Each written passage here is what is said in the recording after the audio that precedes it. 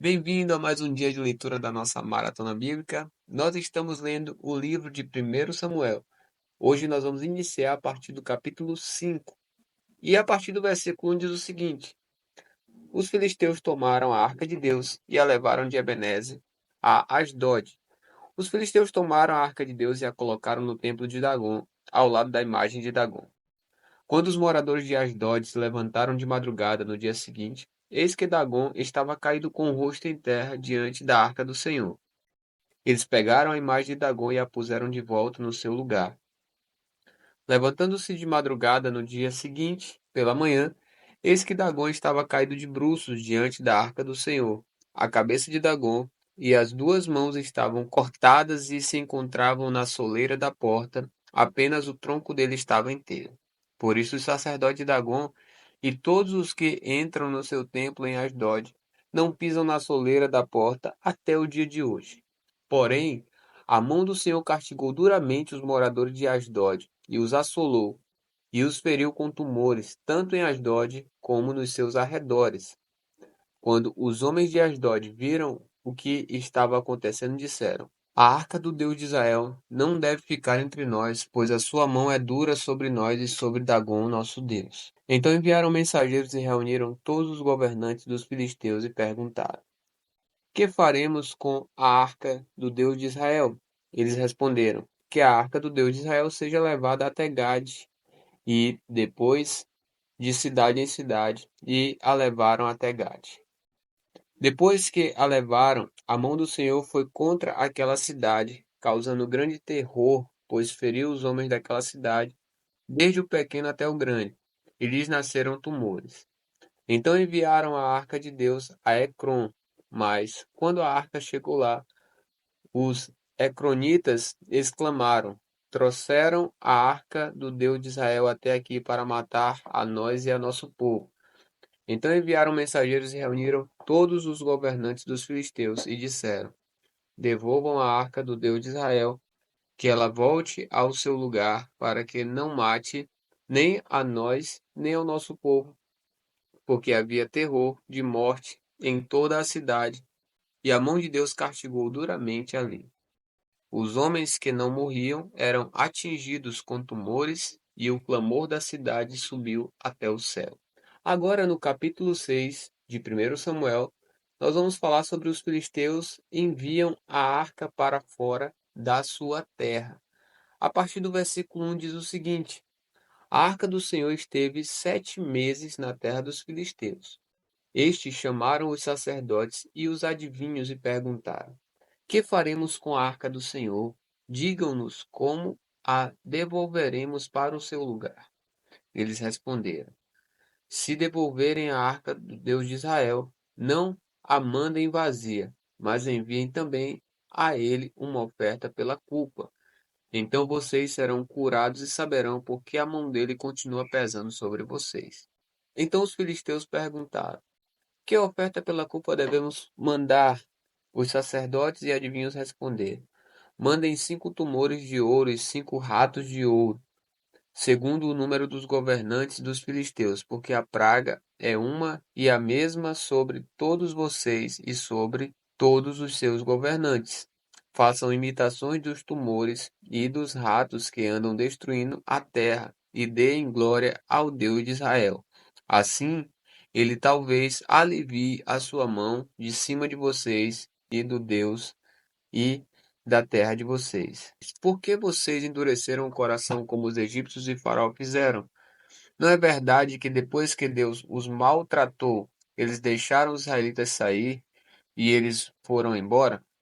Agora, pois, façam um carro novo, arranjem 2 vacas com crias, sobre as quais nunca foi colocado jugo, e amarrem as duas ao carro.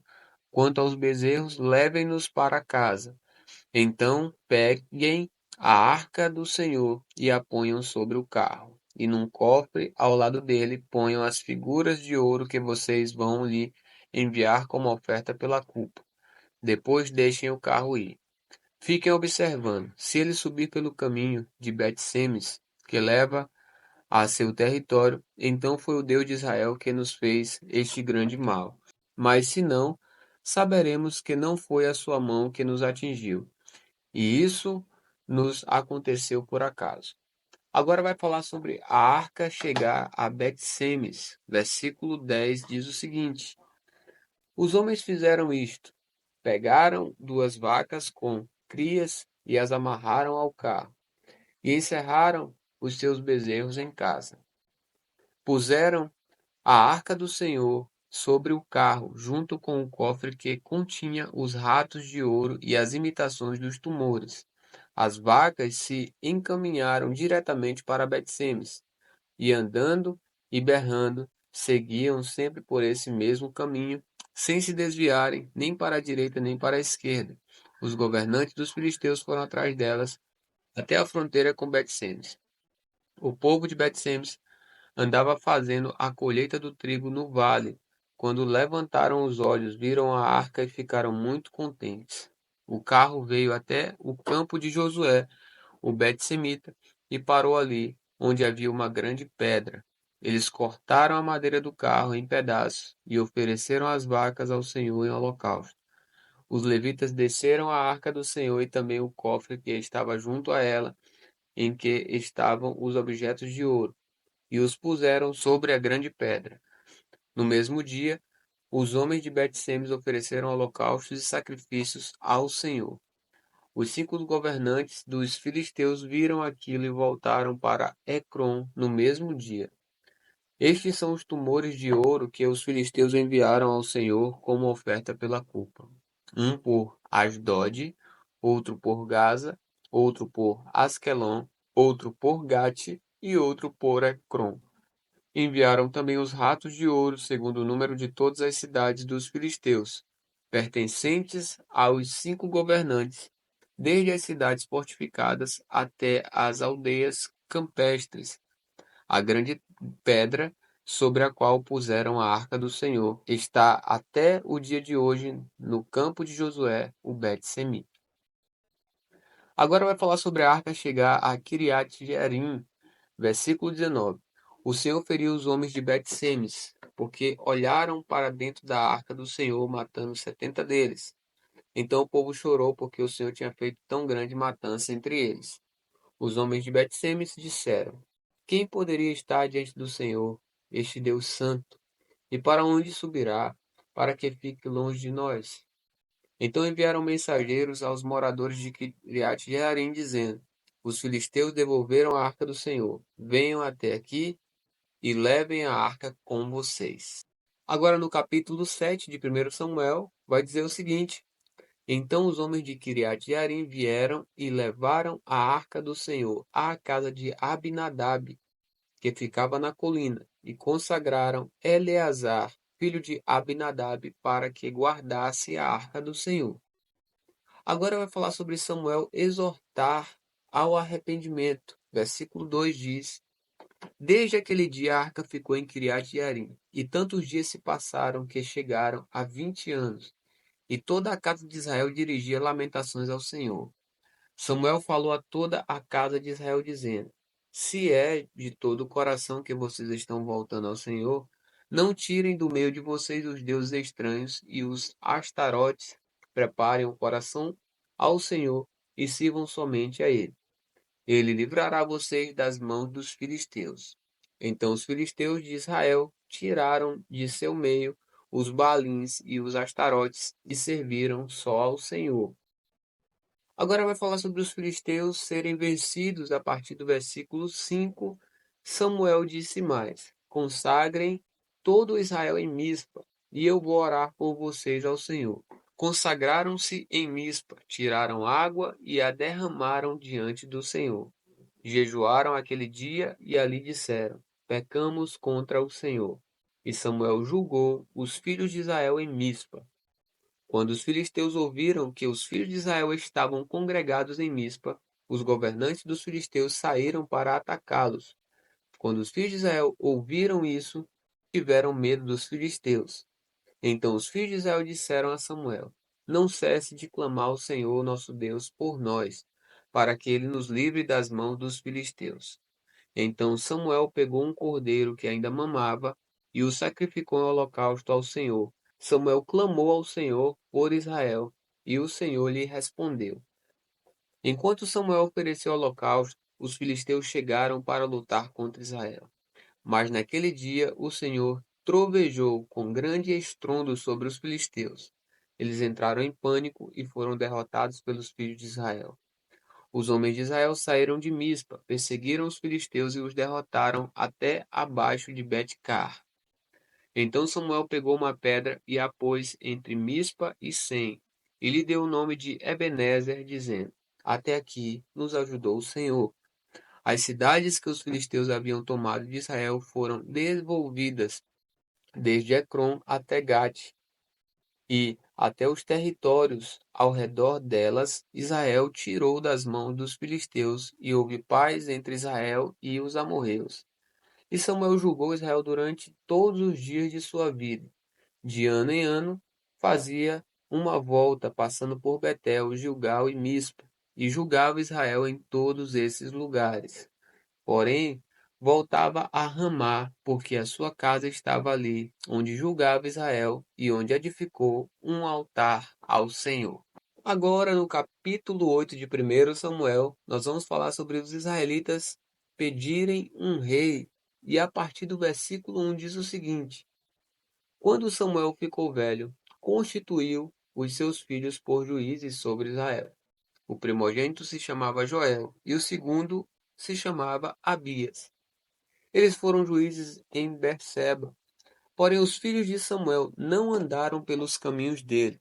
Ao contrário, inclinaram-se à avareza, aceitavam suborno e perverteram o direito. Então todos os anciãos de Israel se consagraram e foram falar com Samuel em Ramá. Eles disseram: Veja, você está ficando velho e os seus filhos não andam pelos seus caminhos. Por isso, queremos agora que você nos constitua um rei, para que nos governe, como acontece com todas as nações. Mas Samuel não gostou desta palavra quando disseram: Dê-nos o rei para que nos governe. Então Samuel orou ao Senhor. E o Senhor disse a Samuel: Atenda à voz do povo em tudo o que lhe pedem, porque não foi a você que rejeitaram, mas a mim, para que eu não reine sobre eles, segundo todas as obras que fizeram desde o dia em que os tirei do Egito até hoje, pois me deixaram e serviram outros deuses. Assim também estão fazendo com você. Agora, pois, atenda à voz deles, porém, advirta-os solenemente e explique-lhes qual será o direito do rei que vier a reinar sobre eles. Samuel relatou todas as palavras do Senhor ao povo que lhe pediam rei, dizendo: Este será o direito do rei que vier a reinar sobre vocês. Ele tomará os filhos de vocês e os empregará no serviço dos seus carros de guerra e como seus cavaleiros para que corram na frente deles. Ele porá alguns por capitães de 1.000 e capitães de 50, outros para lavrar os campos dele e fazer as suas colheitas, e outros para fabricar armas de guerra e equipamentos para os seus carros. Tomará as filhas de vocês para serem perfumistas, cozinheiras e padeiras. Tomará de vocês o melhor das lavouras, das vinhas e dos olivais, e o dará aos seus servidores.